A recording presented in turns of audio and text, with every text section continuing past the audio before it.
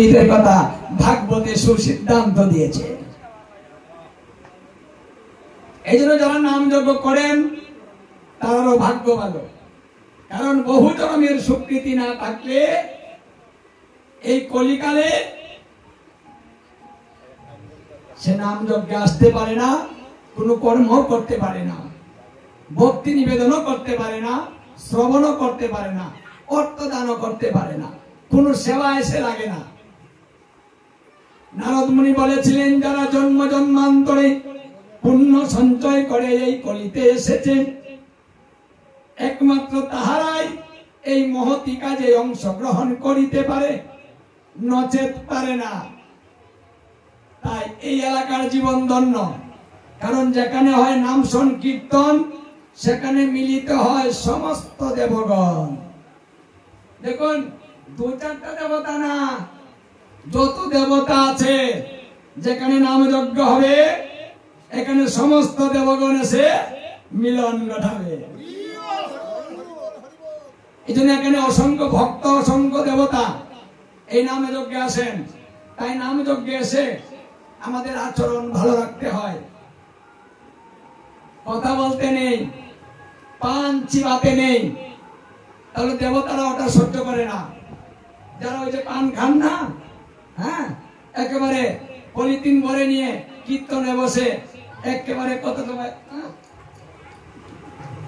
মানে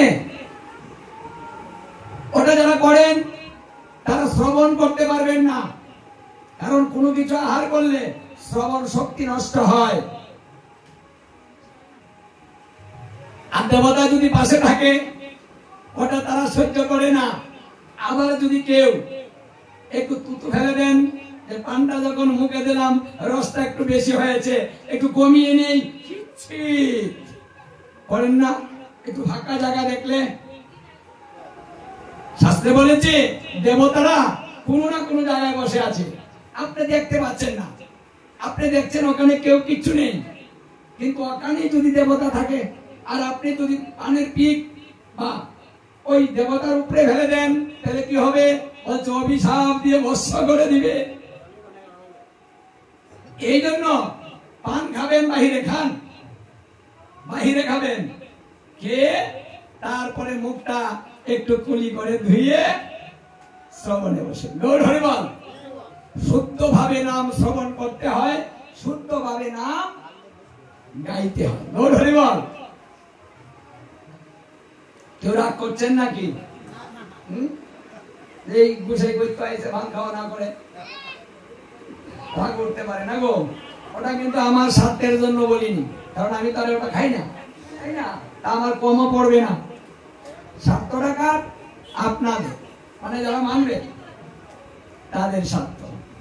কারণ এই কীর্তনটা একটা আগুন, যজ্ঞ, এখানে আগুন দেখা যায় না, এই আগুনটা লাগে মনের মধ্যে, ওই আগুন দেখা যায় না, মনের ভিতর পুড়ে ছাই করে দেয়। কীর্তন করলাম জীবনে অনেক, মনে শান্তি গেল না, মরার কীর্তন আর যাব না।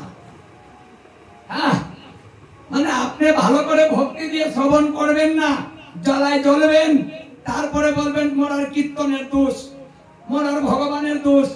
ওই মরার ভগবান বাচ্চা বাচ্চা কৃপা করে, এক চোখে ভগবান চোখে দেয় না, আমারে কষ্ট দেয়। আমি কত রাখি, কত বোঝা দেই, মঙ্গল আরতি করি, আর ওই বাড়িরা কিচ্ছু করে না।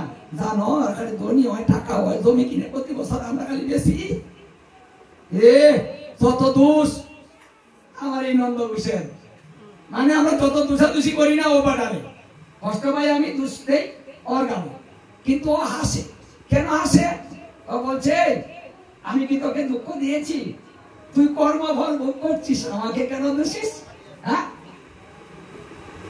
মানে আমরা তো কর্মফল ভোগ করি, কেউ কাউকে দুঃখ দেয় না। ওটা কর্মে থাকতে হয়, কর্মে থাকে তাই আমরা কষ্ট পাই। এই কথাটা রাধারানী জিজ্ঞাসা করেছিল, আচ্ছা প্রাণবল্লভ, তুমি মানুষকে কেন দুঃখ দাও? কেন গরিব করে দাও? কেন তুমি সমান করে দাও না?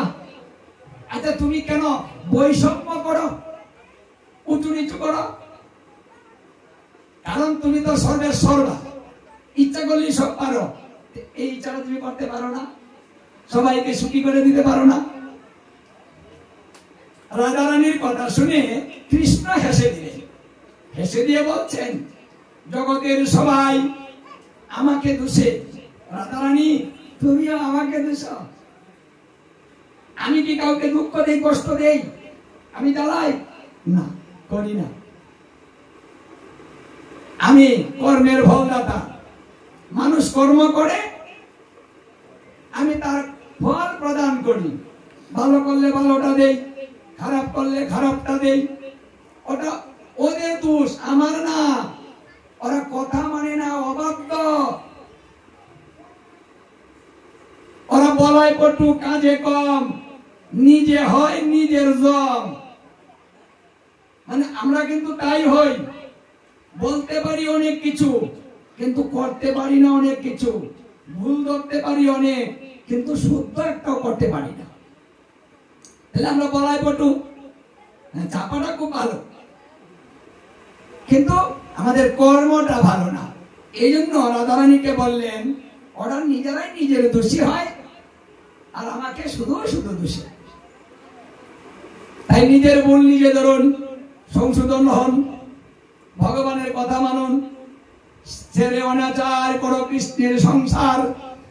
সংসার তো ভগবান করতেই বলেছেন, অনাচারটা ছাড়তে বলেছেন। ছেড়ে তুমি সংসার করো এবং সেই সংসারটা কৃষ্ণের হবে। মানে আমার যা আছে প্রভু সব তোমার, আমার কিছু নেই। আমি তোমার দাস, আমি তোমার কাজ করে যাচ্ছি শুধু।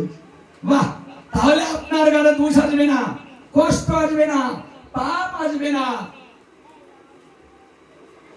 মানে কোনো কিছু আপনাকে স্পর্শ করতে পারবে না, পাপ মুক্ত হবেন। হরে কৃষ্ণ। পাপের পরিবেশ এটা না, ওটা শান্ত পরিবেশ এবং সময় মতো পরিবেশ করতে হয়। ভাগবত পাঠের নিয়ম হলো 8টা থেকে 10টা, 10:30 এর ভিতরে ভাগবত পাঠ সমাপ্ত করতে হবে, না হলে ভাগবত পাঠের রস থাকবে না। এখানে নিয়ম ধারণ করতে হয় আমাদের, যে অধিবাস করতে হলে একটু গীতা ভাগবত আলোচনা করতে হবে, এই নিয়ম রক্ষাতে হচ্ছে। কিন্তু মূলত এখানে রস হচ্ছে না, কারণ এটা রসের সময় নেই। আর অধিবাস কীর্তন করতে হবে, চিন্তা আরেকটা আছে। হরে কৃষ্ণ, একটু হাততালি দেন তো। হরি নাম সত্য, লও নিত্য নিত্য, অন্য নাম আর লয় না।